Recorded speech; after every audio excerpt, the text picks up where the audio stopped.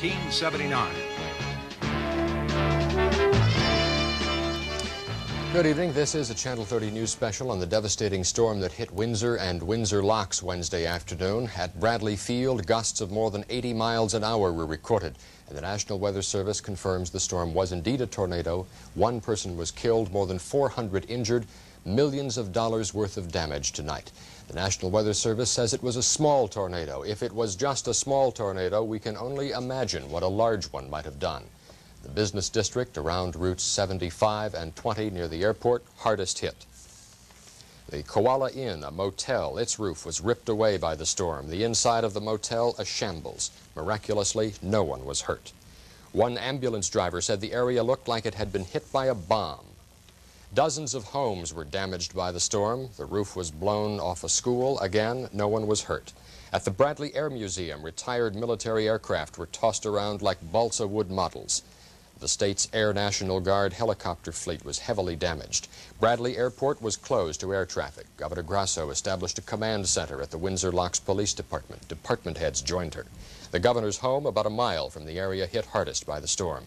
200 National Guardsmen were mobilized to protect property, and a curfew is in effect until dawn. In the morning, the governor, top state officials, and Congressman Toby Moffett, who represents the Windsor Locks area, will tour the region. Already the state is preparing applications for disaster relief. Those are essentially the high points of what has happened since Wednesday afternoon.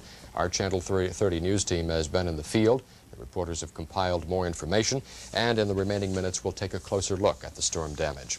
Our meteorologist Bob Roseman has been doing some additional homework tonight on just what caused the tornado that hit the Windsor Locks area Wednesday afternoon. Bob? R.D., let's first talk about what happened this afternoon. From the best guesses that we've been able to figure out, the tornado started a little before 3 o'clock this afternoon. Now, it started to the south of the area where Route 75 intersects with Route 20. Route 20, of course, being the connector road into Bradley International Airport. To put this into perspective a little better, here is Hartford down here, Interstate 84, Interstate 91 going north. Now, it started south of Route 20. It continued on a northeasterly path. It crossed the intersection here.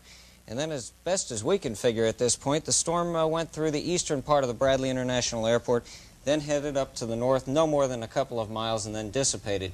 So it seemed that the storm was only on the ground for maybe about 4 or 5 miles, probably only on the ground for maybe as long as 15 or 20 minutes. That's quite a long time for a tornado. It was moving very slowly. Now, I said the storm was moving in a northeasterly direction. Here's why the storm happened. A cold front was coming in from an unusual direction. It was coming in from the southwest instead of the northwest, and it, of course, was moving in a northeasterly direction. There was a warm front to the north of us, and any time we're between a cold front and a warm front, we're in the most unstable part of the air. Warm, dry air is coming in from the west. From the north, in the upper part of the atmosphere, cold and moist air was coming in. And then from the Atlantic and out on Long Island Sound, warm, moist air was coming in. Those are the three ingredients you need for a tornado. What happened, a squall line developed, and then around 3 to 3:15 this afternoon, the tornado started its north to northeastward trek. And as I said, it only lasted about 10 to 15 minutes. And there was a second tornado that was associated with this storm system. Probably what happened, R.D., is the tornado died out. There's a good likelihood that that strong storm retained its intensity as it moved on into Massachusetts. And as it did so, it probably spawned another tornado. That thunderstorm was over 50,000 feet high. And thunderstorms that get over 40,000 feet we consider to be extremely strong and have the potential for hail and tornadoes. And a storm of that intensity and altitude, there's a lot of what's called, I guess, convectional activity with hail and rain that's bounced around. And we did have reports of 1 to 1.5 inch hail in some areas, which did not do as much damage, of course, as the winds, but they are potentially damaging. Now, before the tornado was reported around 3 or 3:15, the 2:30 area in the immediate Hartford vicinity, a lot of heavy rain fell and some winds associated with that. But again, that was before it hit the warm front that you mentioned and before all of the chemistry. Right. The squall line really intensified as it moved to the north of the Hartford area. In fact, here in Hartford, we probably only had winds to 40 and 50 miles an hour. It was gusty at times. And the rains, some of them very heavy, as I mentioned earlier. We got a report from the Farmington area of almost 5 inches of rain. So also up in Bloomfield, I imagine there were some very heavy rains because as the storm started to move to the north of Hartford, it intensified. So it seems like the area right along the Connecticut River Valley, just north of Hartford, got hit the most. All right, thank you, Bob Roseman, our meteorologist. An emergency storm command post has been set up in Windsor Locks at the police department. Governor Grasso says she's planning to seek federal disaster aid as soon as possible. Lloyd Wimbish was at the command post tonight. This has caused one of the worst storms to hit Connecticut in recent years because of the large number of injuries and the widespread damage. The severe storm swept through the area, leaving a path of total destruction. Some buildings were completely demolished. The state moved quickly by setting up an emergency command post at the Windsor Locks Police Department. Emergency and rescue teams from across the state were called in to deal with the disaster. Governor Grasso met with several of her commissioners and Congressman Toby Moffett to discuss plans to seek federal disaster relief to help the businesses in the area destroyed by the storm. The governor declared a curfew until 5 tomorrow evening for Windsor and Windsor Locks, the two hardest hit communities. In addition, 200 National Guard troops have been called in to patrol the area to help prevent looting. The governor says she was horrified by the damage of the storm. What's happened today is that people have lost their homes, others have lost their businesses. We've had loss of life, severe injury, and much heartache. Governor, exactly what are you seeking? There's a curfew. What other actions have been taken here this evening as a result of this problem? Well, we have the curfew, we have the patrol by the Guard and the local police, the assessment of the damage, the figure in dollars will be made so that we can have a declaration. State Health Commissioner Dr. Douglas Lloyd is pleased with the emergency medical service provided during the storm, but there is still concern about health problems.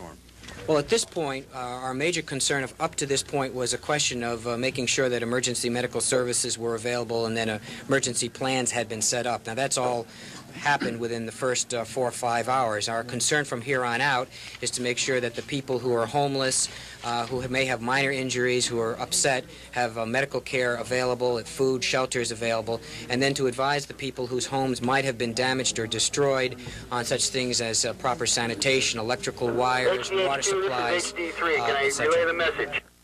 Additional state police troopers have been called in to help with the emergency operation.